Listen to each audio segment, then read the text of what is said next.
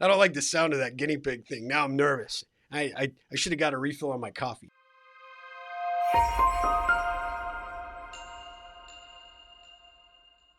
Hey, welcome to Inquiring Minds. I am Steve Harper, and with me, as always, is my amazing, incredible co-host Donna Carlin. Donna, how are you doing?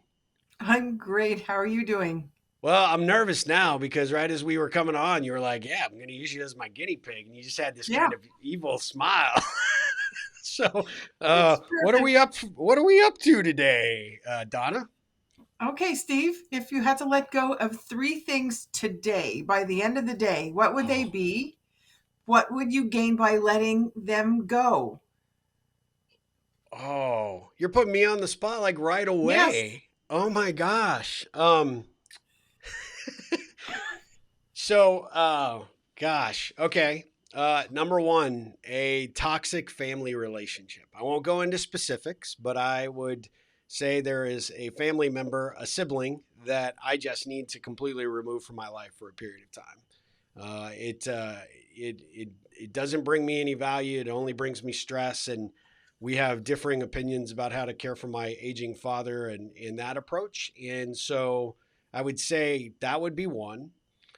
The other would be the magical thought that somehow, some way, my myself or my company is just going to get discovered by somebody who's just going to sprinkle magic dust on it and watch it just grow. Because I have waited for that and it never happens. And I realize that if anything is going to make it grow and make it go, it's going to have to be me. And so I have to quit sort of playing small and start playing big. And so I'm taking steps to do that. But that's definitely one thing. I would say it's not even today. That's actually a conscious decision I made last year that I'm taking steps to do every single day. So I might have cheated on that second one for you. I'm not sure. And then the third, what would I give up? Oh my gosh.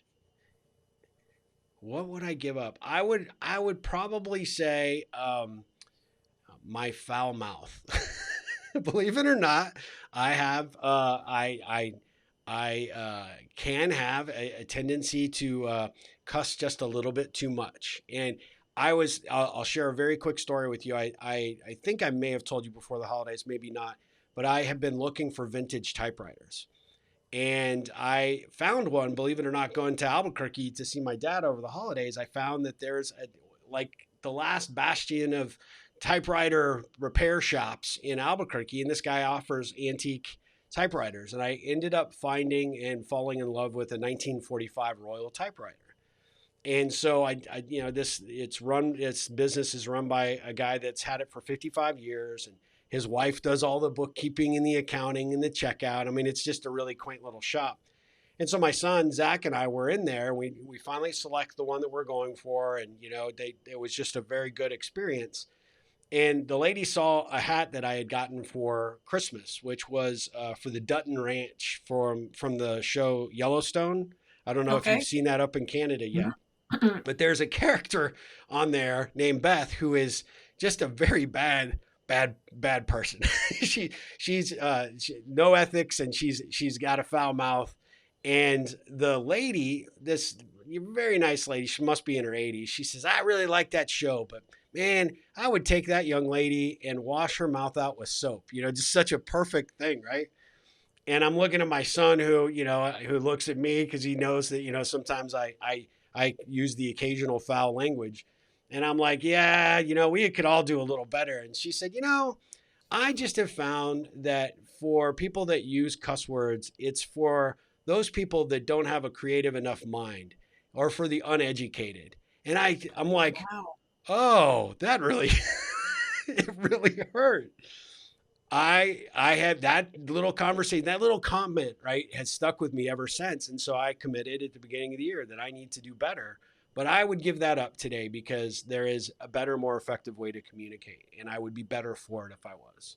So did So I hit all three that you're you looking? hit them. The question is, what would you gain by doing that? So in the Well, first okay. one, Yeah. giving up that family relationship, because I really believe that we look at what do we want to let go of, and that's a hard enough conversation Yeah. in Yeah. itself. to have with ourselves. However, to turn around and say, and what will we gain by that? Yeah. Because without that, it's really hard to stick by the first, the first part of it, what we're going to let go of. So describe for me what you would gain, because I think this is the key learning for this call, or for Yeah. this show, is to say, okay, what will I gain? What will you gain by giving up a toxic relationship? Yeah, so for me, the immediate reaction would be I'd gain my time back, not continually putting so much mental energy and emotional energy into Hmm. a person that doesn't look like they could be fixable or will never truly come to the table to have a legitimate adult conversation, despite being quite a bit older than me. So I instantly gain that peace of mind back by saying, you know what, I'm done, no more. We're going to have differing opinions. We're going to both have different perspectives. And even though we have two of my other siblings are fully in support of everything that I've raised, I feel like I'm compelled to have to continue to argue my position time and time again, which just drains me. So what I gain back is my mental sanity, my peace of mind, and a sense of calmness that no longer gets interrupted by the crazy family drama. So that would be one. The other one is really ego based, right? Thinking that, to a certain degree, I have something so great that it's just waiting to be discovered, like on American Idol or something, and recognizing that, no, I'm more of a utility player. I'm one of those guys that is just going to go out. I do the work, and I put in the time and the effort and the hours, and I'm running three companies, and I'm very blessed to do that and have that luxury. A lot of people don't have that, and I don't need somebody else's validation in order to tell me that I'm successful. So what I gain is my own self worth, and so having and appreciating the position I'm in today, and occasionally patting myself on the back to say I'm doing a good job. So that would be one, and then that would be what I would gain for the number for my second selection there, and for Right. the third, what I would gain would be awareness in the moment, taking a moment to stop and not be so reactionary or immediately go to anger, which generally is when, foul language arises, and appreciate the situation for what it is and recognize that that is not necessarily how I have to react or respond, which, just like with the family relationship, gives me calmness and peace of mind. So, those would be the things that I think I would get. Plus, being a good example for my kids and for anybody else who might be around me, just trying to be a better person. So, there you So go. Like, now everybody on the whole show knows way more about me than they should. So, I think what people who are listening to this are going to garner from it is that when we ask a question like this, it gives us so much insight, because yeah. your first example, your default, or not default, your instinctive response was, it'll give me back time. However, Yep. what you described was, it had nothing to do with time. It had to That's do right. with peace, a sense of peace, a sense of, I'm just letting go of the rope. If there's a tug of war here, if I let go of the rope, there's no more tug Just of done. Yeah. war. And I can't convince somebody else to take my point of view when their intention is not even to listen or reflect Yeah. on the Yeah. value of my point of view. And it's exhausting. I've worked with It's so many people that try to convince somebody of the why behind why they're saying what they're saying, that yeah. if they would only listen and only understand, they'll see where I'm coming from, and that it's a good place. Yeah. Yep. However, we have no control over what anybody else does with what we say, Can listens, only control feels, the ourselves, right? perspectives. Yep. Exactly right. And we talked in a previous show about, the book, Who's in Your Room, who are you allowing into your life? What do you relegate them, to the Yeah. top shelf, and not that let them impact you? It's a very hard place to be with family It and is. friends. Yep. It's so much easier in the workplace, when I'm not saying it's easy in the workplace. I'm saying it's easier when it's not a blood relative or a very long-term close friend, I'm not going to get into politics or anything else here. I could tell you that, I have a cousin who I adore more than anything. I've always looked up to until now, until his opinions on things are so skewed that Yeah. I disconnected from him on Facebook because I it was painful to read what he was writing because it's like somebody kidnapped him and replaced him with another being. I don't know. And I was talking to my son about this, and we realized that if we continue to read what he's writing, we don't want to start hating somebody that we love. Yeah. Yeah. Oh, that's a great point. Very good point. And that's a way to disconnect and let him. It's not for me to tell him how to think, what to think, or whatever. That's his choice. And people will argue with me saying his value system is skewed, and what you're doing is condoning his value system.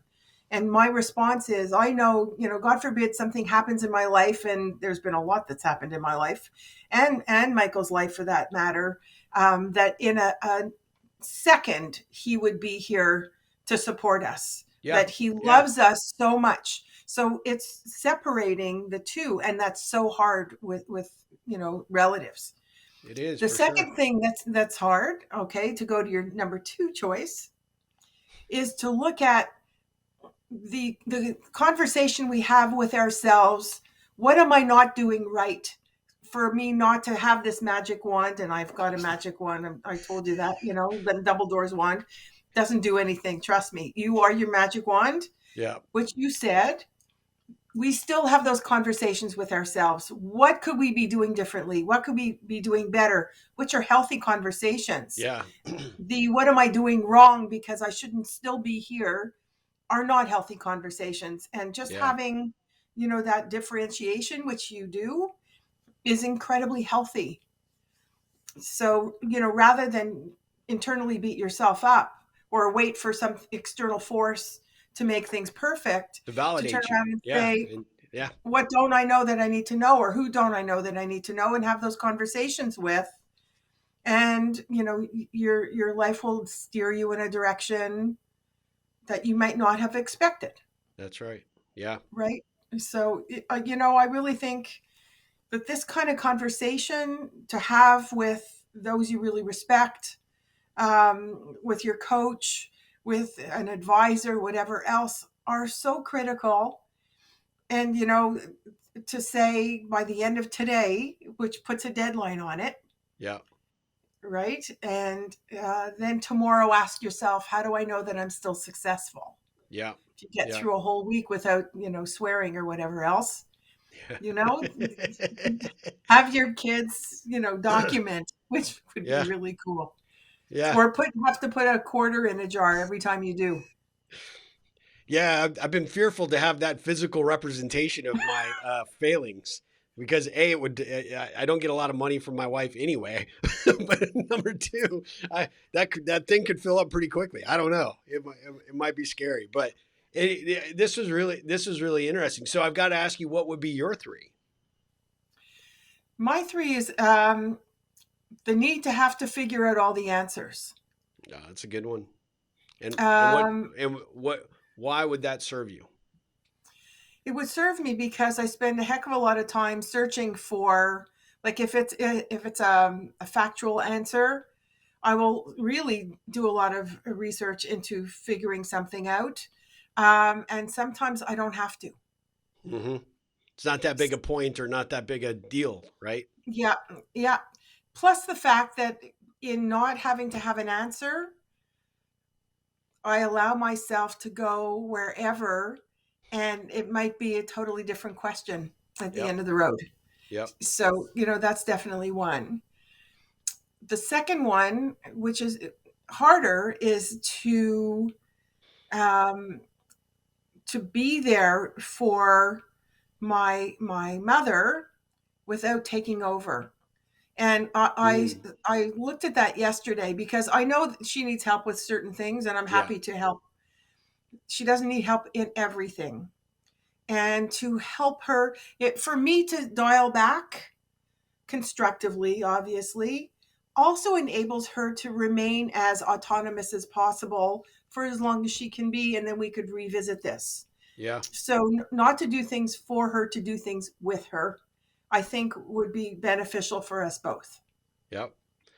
But what do you get back out of that? I mean, what is the, it sounds like you're making that decision today anyway, right? Because of the circumstance that you recognized yesterday. So what is it that you're going to benefit from by doing that I think my personally? benefit is that if I have that conversation with my mother and she tells me what she can do and what she needs help with, I'll be more secure in knowing that she will ask for help when she knows she absolutely needs it.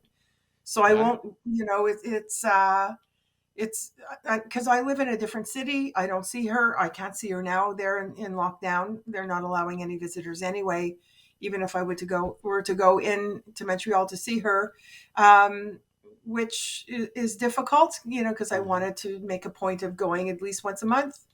Um, what this brings to me is peace of mind because I know she'll be honest with me if I'm honest with her.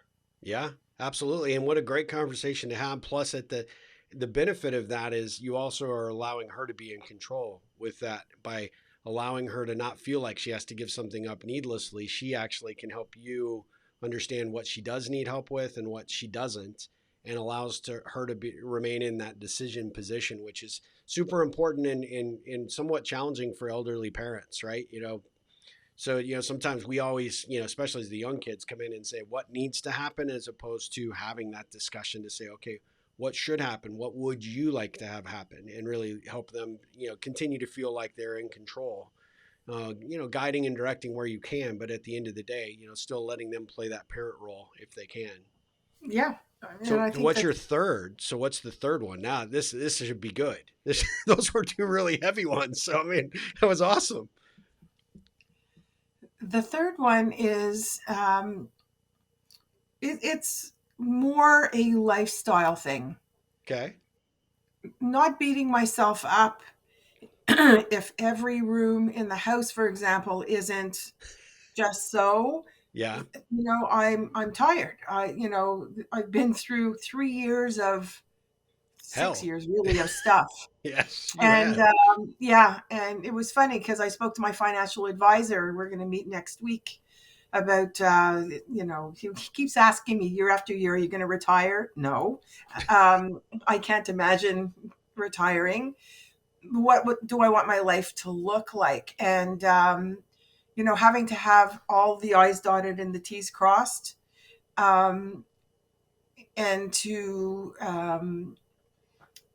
literally have to like compartmentalize everything in my life, which is exhausting sometimes. I just find the isolation when I'm so used to working with people in their own environments or whatever, and the extra effort that goes into the work that I do to try to discern what's going on is really exhausting. And I don't cut myself enough slack at the end of the day. So I have to do that. And what I will gain back is, I think, more energy Hmm. and more sense of calm, and that life isn't perfect and it's perfectly fine if it isn't. Yeah. Yeah, that's great. That's a great one. And it's hard. It's a hard reminder, right? But once you make that conscious decision to actually give up on trying to make things perfect and realize good is often good enough, then Yeah. you're well ahead, right? Well, this is so your answers were far more succinct than mine. So I apologize to our viewers already because I was No, just like, yours were great. I don't know about that, but now they know way more about us than they ever bargained for. But that's what the show's about, right? Yeah. Creating inquiring questions to have, inquiring minds having in engaging conversation. And this was definitely one of those. So another excellent episode, I think, and really a fun, challenging conversation to have for sure. Donna, how can people learn about us if they want to get involved? Because we have a Facebook group now.